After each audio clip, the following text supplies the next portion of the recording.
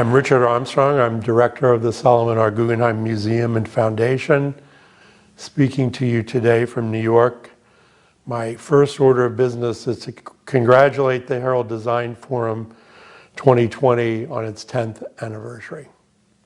Our subject today is the next 10 years, but there is no future without the past. And so if you'll let me take you on a Guggenheim-oriented tour, here is a view of the museum next to Central Park on Fifth Avenue. You can see the tremendously beautiful spiral designed by Frank Lloyd Wright all during the 1950s. I'm showing you an early version of the museum with a tower behind it, not realized until 1981. But I think from these drawings and that earlier photograph, you recognize how crucial nature is to Wright's vision. And I'd like to say I think that's one of the issues that designers will confront more comprehensively over the next decade, our relationship with nature. Here's the architect late in his life, before the building is finished, around 1958. He died before it was finished. And here's the building as it looks today, a splendid example of a design mentality that really had a very forward cast to it. The museum has been the patron of one architect in particular, and that's the California-based Frank Gehry, who, as you may know, spent the 1980s, late 1980s into the early 1990s, designing and then opening this amazing museum in Bilbao, Spain, frequently referred to as the most influential building of the second half of the 20th century. What I can reveal today is that Gehry's relationship with the Guggenheim will have yet another chapter in Guggenheim Abu Dhabi, set to open a few years from now with this spectacular setting on the Arabian Gulf with these very beautiful and distinct cone shapes intersecting galleries that will be among the largest for contemporary art in the world, and certainly will offer a great setting for a collection that we would argue is probably the most thorough view of contemporary art from around the world in our lifetime. Now, going back to our relationship with Gehry, in 2002, my predecessor, Tom Krenz, had commissioned Gehry to have an exhibition here at the Guggenheim. I'm showing you an overhead view of alterations he made to a then existing balcony looking out to Fifth Avenue.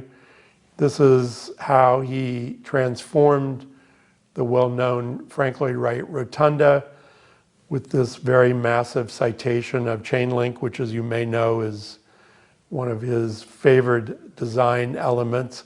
And then on the ramps were these, and the galleries were these amazing conglomeration of Frank Gehry's remarkable and distinctive furniture designs with versions of drawings behind them, an image of him to the right in this case, or in this next slide, a view of the very famous fish lamp with the wooden furniture that made him so sought after in the 1990s.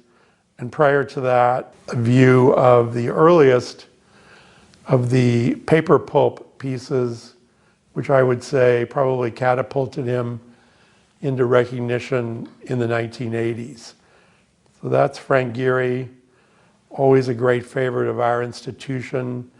We're looking at early models for the Bilbao Museum, which I think is understood to be the first computer-assisted design for any architecture. A few years later, the museum offered a large retrospective to Zaha Hadid, Iraqi-born architect who died recently. A very distinctive vision, as you know, I would say very connected in a way to the lateral organization of the Guggenheim's interior, in that Hadid had such a very elegant and distinctive way of dealing with horizontality and planar work. So various views of how she used the museum as a full exposition of her aesthetic, which was cut short by her untimely death. many models, and these are great buildings realized in Europe and elsewhere. Our exhibitions also incorporate the work by great artists, and in this case I'm presenting images of Li Yufan's show from 2011 with the title of the exhibition, Marking Infinity. It was the first time that the rotunda had been given over to a Korean artist, and I think his aesthetic and his remarkable way of working with voids offered a beautiful complement to Frank Lloyd Wright's composition. Here we see an early piece as presented in the rotunda. There were a number of these juxtapositions of sculpture with Lee's amazing paintings. And then finally, he occupied one of the galleries at the top of the museum with these heroically scaled paintings.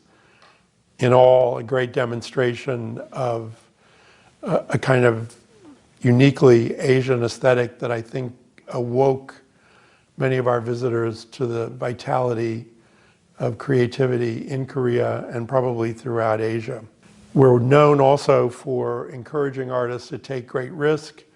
The Italian artist Maurizio Cattelan in 2012 decided to bring together a version of everything he'd made in his career and suspend it from the Oculus in this very memorable three-dimensional presentation that one viewed by walking up the ramps. The title of the show was All. And then in 2013, very important American artist James Turrell actually reconfigured the Oculus and used light, I think, to illuminate not only the great voids and circular ramps of Frank Lloyd Wright, but also to conjure up a kind of mystic, even magical atmosphere that attracted thousands and thousands of visitors to the institution. I wouldn't really argue that this is a design question, but I would say that designers have a great capacity to do this on a daily basis, that is, to offer a kind of magical reimagination of the things around us. Then finally, in a continuation of our relationship with architects, the Dutch architect Rem Koolhaas and his collaborators at AMO, particularly Samir Bantal, now have a show on view in the rotunda called Countryside, the Future. It was interrupted by COVID-19 pandemic. We've reopened it as of yesterday. It's a very data-driven and quite complex but visually enveloping examination of what role countryside plays, particularly in the 19th and 20th centuries, with a concluding section at top explaining to us how technology will ultimately be our savior in joining humanity together with nature. And I think Rem and the AMO team are exceptionally well equipped at presenting these new ideas to us and doing it in a way inside the building that made great sense for us. So I'm very proud of this exhibition, which I'd argue has become prescient given recent events. And finally, I wanted to share with you an exhibition that I think will be on view next year at the Museum of Modern and Contemporary Art in Seoul in 2021, and then in 2022 in New York here at the Guggenheim, titled The Avant-Garde Experimental Art in South Korea, 1960s and 1970s. We'll be co-organizing the exhibition. Our great young curator, Kyung An, has an insightful view of this crucial period, I think, in the development of post-war Korea, and should again offer a kind of Western audience a new insight into creative responses in the wake of World War II and the political and economic changes of the 1950s into the 1960s. Finally, let me say I'm very proud to be in the company of the other speakers, each of whom I think offers a different dimension of the crucial role that design can play in our lives. And I think that when you come next to New York, let me invite you, if you haven't been, to see the great Guggenheim Museum, conceived by a visionary born in the 19th century, built in the middle of the 20th century. Remember that the rotunda offers an interesting kinesthetic way of going into a subject very deeply, but we have galleries on the side. Remember that Wright imagined the great circular space on the south side of the building, and to the north he built a series of smaller galleries looking out on Central Park, which he called the Monitor. We have food service in one of the most beautiful of those, and you're able to see the park since he was so deeply interested in the interconnection of nature and architecture. But in other galleries are temporary exhibitions that offer new ways of looking at somewhat familiar work. At present, we have Jackson Pollock's 1943 mural, 20 feet across, that he made for Peggy Guggenheim's apartment in New York City, in conjunction with a number of paintings of that era by Pollock. And around the corner, a series of sculptures that our curators claim were influenced by the freedom of abstract expressionism, beginning with Richard Serra's great piece, Belts, from the late 1960s, in which he cites in various interviews the influence of Pollock's mural.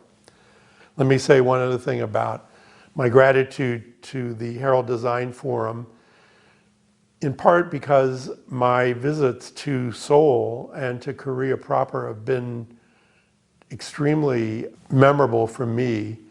And I see that city in particular as such a harbinger of the way the future can work nicely. I'm so happy now when I see the river uncovered and I walk around in the clean air and see mountains coming down into the city as well, where I've taken a number of hikes near the old wall. And the vitality of the population, its inventiveness, the great and widespread taste for contemporary art, and the reverence for the ancient culture that distinguishes Korea, all have given me great pleasure. And congratulations again to the Herald Design Forum 2020 on its 10th anniversary, and may there be many more.